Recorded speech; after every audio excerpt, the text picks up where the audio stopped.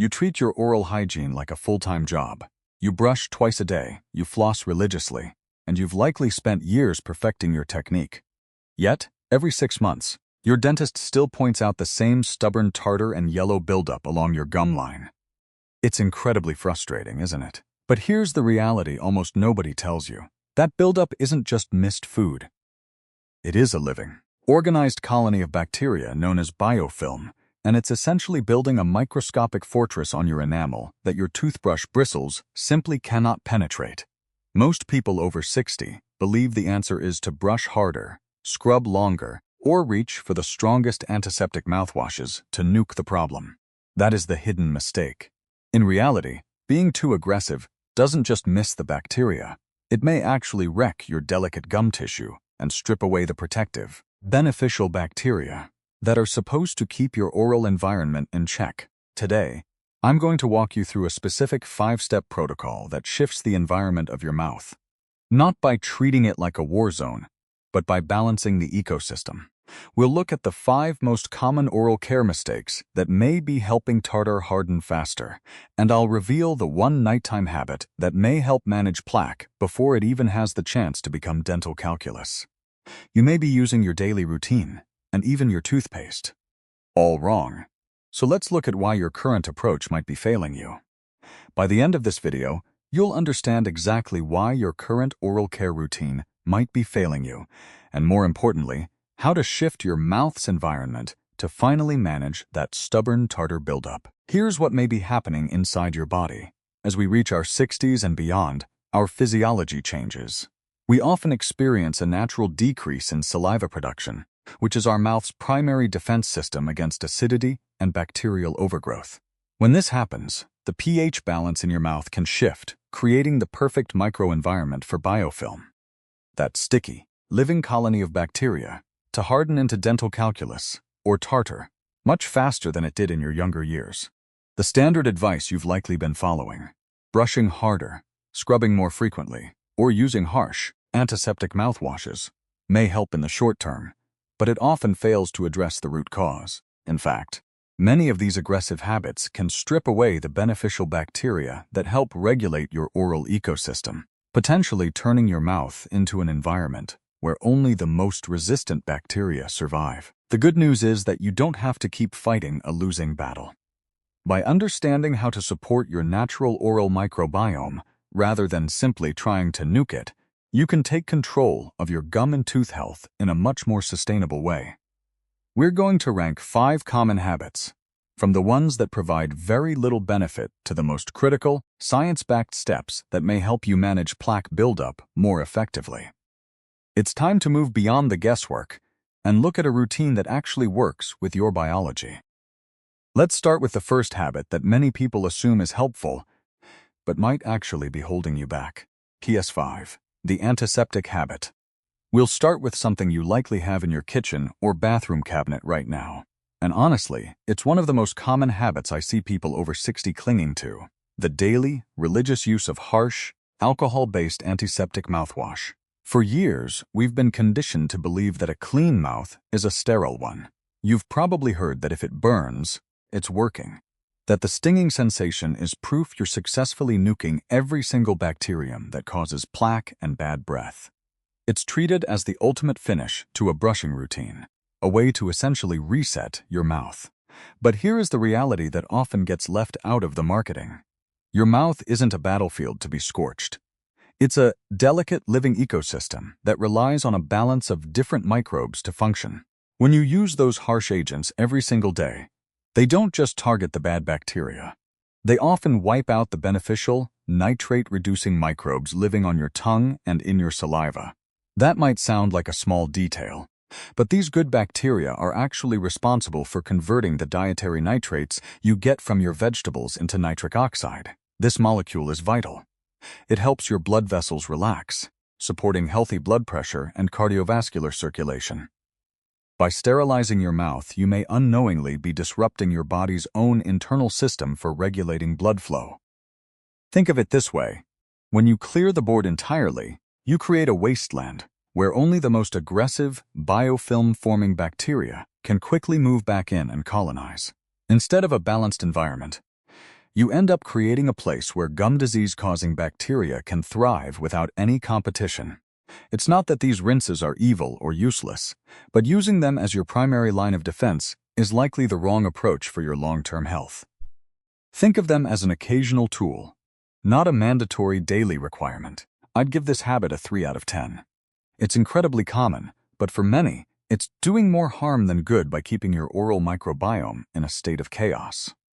But if avoiding the nuke approach is our first step, what about the actual cleaning process? The next item in our ranking is something most of you do every single day, assuming it's the best way to scrub away the problem. But it might actually be making your gum issues worse. Satious 4. The starch overload. Moving up our list, we encounter a habit that is widely praised by mainstream nutrition advice, yet it might be quietly hindering your oral environment: the constant intake of healthy starches. For years, we've been told that grazing on wholesome foods like granola bars, crackers, or even pieces of fruit throughout the day is a smart way to keep your energy stable. Many people over 60 follow this pattern to avoid hunger or manage their blood sugar, assuming that because these foods aren't soda, they aren't harmful to their teeth. While these foods might be better for your metabolism than candy, they are still fermentable carbohydrates. When you snack throughout the day, you are essentially keeping the bacterial party in your mouth running for 14 or 16 hours at a time. Every time you eat a starchy or carb-rich snack, the bacteria in your biofilm consume those sugars and produce lactic acid as a byproduct. This causes the pH level in your mouth to crash, dipping into the acidic zone, usually below 5.5. When your mouth pH stays low for extended periods, your enamel begins to lose minerals. Instead of those minerals staying in your teeth, they can be redeposited into the plaque sitting along your gum line, which helps that soft layer harden into tartar much faster. Oral health research has long highlighted the strong link between the frequency of intake and demineralization. It isn't just about the total amount of sugar, it's about the duration of the acid attack. If you graze all day, your mouth never gets the chance to return to its healthy, slightly alkaline baseline, which usually sits between 7.0 and 7.4. You are essentially giving the bacteria a constant, steady supply of rocket fuel. If you are a constant snacker, you are keeping your oral environment in a state of perpetual acid attack, making it incredibly difficult for your saliva to remineralize your enamel. I'd give this habit a 5 out of 10. It is a well-intentioned habit, but it is often a significant, overlooked driver of tartar accumulation. But the next one is where things get really interesting.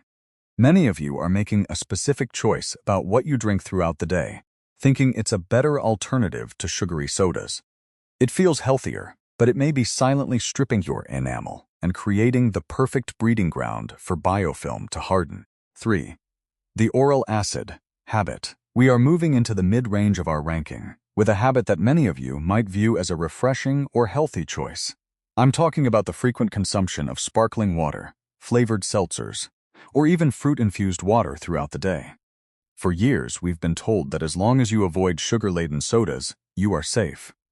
Because these drinks are calorie-free and hydrating, many people over 60 use them as a primary source of hydration, sipping on them while working, reading, or watching TV. It feels like a smart swap, but it may be a silent driver of enamel erosion and plaque hardening. While these drinks lack sugar, they are inherently acidic. The carbonation process creates carbonic acid, and many flavored versions include citric acid for that zesty profile. A healthy oral environment should maintain a neutral to slightly alkaline pH, typically between 7.0 and 7.4. When you sip on acidic beverages for hours at a time, the pH in your mouth crashes, often dipping below 5.5, which is the acid attack zone. When your mouth stays in this acidic state, your enamel begins to lose minerals. Instead of these minerals, calcium and phosphate, staying within your teeth, they can be leached out and redeposited into the biofilm, that sticky bacterial layer we discussed earlier. This process essentially helps that soft plaque harden into tartar much faster. Dental research has long shown that the frequency of exposure to acidic environments is a primary driver of enamel issues. It's not just about what you drink, it's about how long your teeth remain bathed in an acidic environment. I'd give this habit a 6 out of 10. It is certainly a better choice than a sugar-heavy soda. But if you are sipping these drinks over several hours, you are essentially keeping your teeth in a constant state of acid stress, creating the perfect environment for plaque to turn into stone. However, avoiding acid is only half the battle. There is a specific window of time in your 24-hour cycle where your mouth is at its most vulnerable, and most people are completely wasting these hours. The next item on our list introduces a protocol that, if you get it right, could be the most significant shift you make for your oral microbiome all year. Keys 2. The natural sweetener trap. Moving up our ranking, we reach a category of items that many of you rely on as a healthy alternative to refined sugar. I'm talking about natural sweeteners, things like agave syrup, honey, maple syrup, or even certain stevia-based blends that are marketed as clean and blood sugar friendly. Many of you have been told that because these sweeteners come from nature, they are vastly superior to white sugar. You might be adding a spoonful of honey to your morning tea, or using agave in your yogurt, assuming that it's a guilt-free way to enjoy a bit of sweetness while avoiding the metabolic crash associated with processed snacks. But here is the problem. While some of these may have a slightly different chemical profile, your body and your gut microbiome do not always distinguish them as health food. When you consume these sweeteners regularly, you are still introducing a concentrated source of sugar into your digestive tract. Like refined sugar, these natural sweeteners provide a quick surge of fuel that can trigger an insulin response. For many people over 60, metabolic flexibility, the ability to switch between burning sugar and fat, isn't what it used to be. Frequent spikes in blood sugar can create systemic inflammation and put unnecessary stress on your liver, which has to process that excess sugar load. Furthermore, if you are struggling with gut health issues like bloating or digestive discomfort, these concentrated sweeteners can feed the very bacteria you are trying to keep in balance, potentially fueling an overgrowth of yeast or opportunistic microbes in your gut lining.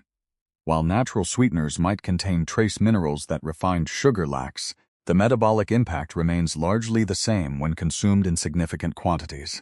It's not that honey is bad, but relying on it as a daily free pass for your sweet tooth is a major misunderstanding. If you are looking to support your metabolic health and reduce systemic inflammation, viewing these as health foods is a mistake. They are still sugars, and they should be treated as an occasional indulgence, not a dietary staple. I'd give this habit a 6 out of 10. It is a slightly better choice than white table sugar, but it is still a significant driver of insulin spikes if consumed frequently. However, avoiding sugars is only half the battle. There is a specific, hidden factor in your daily routine that most people completely overlook, a factor that influences how your body absorbs these nutrients and how your gut lining stays intact. The next item on our list introduces a protocol that, if you get it right, could be the most significant shift you make for your digestive health all year. PS 1. The nitric oxide protocol, the nighttime shift. We have arrived at the most critical step. If you remember nothing else from this video, let it be this. You don't need to treat your mouth like a battlefield. Instead, you need to manage the environment, especially during the 7 to 8 hours you are asleep. During the night, your saliva production drops to nearly 1/10 of your daytime levels. Your mouth pH drops, your temperature decreases, and without the washing effect of saliva, bacteria multiply rapidly. This is why you wake up with morning breath or that fuzzy feeling on your teeth. It is the sound of biofilm rebuilding itself in a dry, low-oxygen environment. The protocol is simple and centers on 3 pillars: biofilm disruption, pH stabilization, and nitrate support. First, you must floss before you brush, not after. Think of it as opening the gates before you wash the courtyard. Flossing disrupts the biofilm in those tight spaces between teeth where bristles cannot reach. If you brush first, you are leaving the most protected zones untouched. Second, switch to a microbiome-friendly toothpaste. Most commercial brands aim to sterilize the mouth, which we now know can be counterproductive for your natural nitric oxide production. Look for options that avoid harsh antiseptics like triclosan or high concentrations of alcohol. The goal is to support your oral ecosystem, not nuke it. Third, and this is the trick, after you brush at night, do not rinse your mouth with water. Spit out the excess foam, but leave a thin layer of the toothpaste on your teeth. This provides 8 hours of contact time for the active ingredients to work, rather than washing them down the drain in 5 seconds.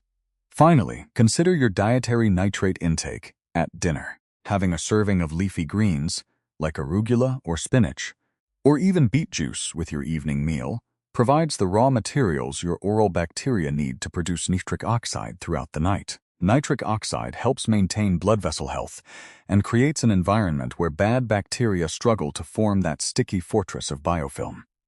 I'd give this protocol a 10-10. It isn't about scrubbing harder. It's about working with your biology to shift the oral environment in your favor.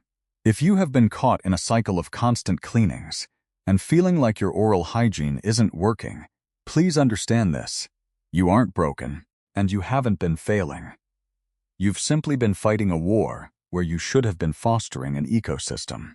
Now, before you completely change your nighttime routine, there are a few critical mistakes that can entirely ruin this process, and you need to be aware of them. First, do not expect overnight miracles. Once plaque has fully calcified into solid tartar, a toothbrush or a natural protocol cannot simply dissolve it. You will still need a professional dental cleaning to get back to a clean slate.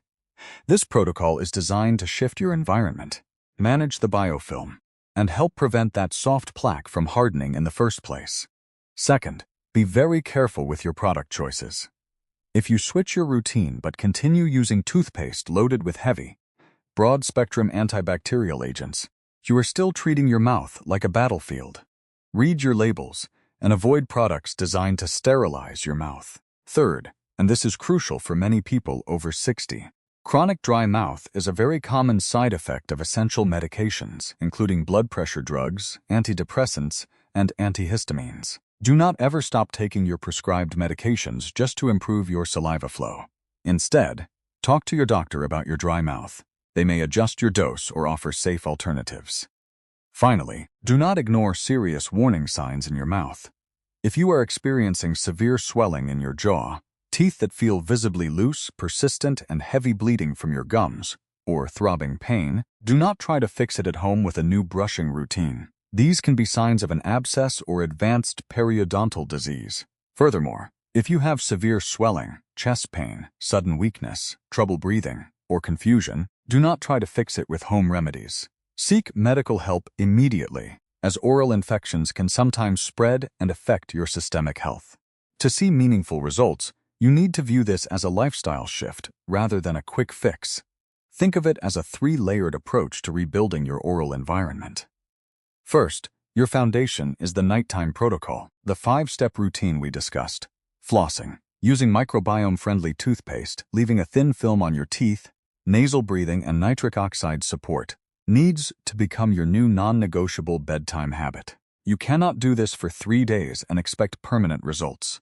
This is a daily commitment to your oral health. Second, for your add-on, consider incorporating leafy greens like arugula or spinach into your evening meal 3 to 4 times per week. These are rich in natural nitrates that provide the raw material your oral bacteria need to support nitric oxide production throughout the night. If you aren't a fan of greens, a small amount of beet juice can also be a helpful addition, provided it doesn't interfere with your blood sugar management. Third, maintain consistency. Within 24 to 48 hours, some people may notice that their mouth feels less fuzzy in the morning. Within 3 to 7 days, you may begin noticing patterns in your breath freshness and gum comfort. By 2 weeks, you will have a clear sense of how this routine is supporting your oral environment. After 30 days, keep a simple journal of your symptoms, such as gum sensitivity or tartar accumulation, so you can discuss any meaningful changes with your dentist during your next checkup. If you have a chronic medical condition or take prescribed medications, always talk to your doctor before making significant changes to your diet, supplements, or oral hygiene routine, especially when introducing nitric oxide supporting foods or new oral care products. Your doctor needs to be aware of any adjustments to ensure they don't interfere with your existing treatment plan. If you've been caught in a cycle of constant cleanings and feel like your oral hygiene isn't working, please understand this. You aren't broken, and you haven't been failing. The standard advice we've been given for decades often focuses on the wrong things. We were taught to nuke our mouths rather than foster the healthy environment that naturally keeps these problems in check. Your mouth is an ecosystem, and it's time to start working with it, not against it. I encourage you to take this 30-day challenge. Write down the symptoms you've been feeling today, like gum sensitivity, dryness, or how your teeth feel in the morning. And give this protocol a consistent 30 days. You may be surprised at how quickly your oral environment can shift when you provide the right conditions. If you found this helpful, please share it with someone you know who might be struggling with the same frustration. And if you'd like to keep learning how to support your body's natural health, go ahead and subscribe to the channel. This video is for educational purposes only and is not medical advice. Always talk to your doctor before changing your diet, supplements, medication, or health routine. Your energy matters. Your mobility matters. Your independence matters. Let's support your health one consistent habit at a time.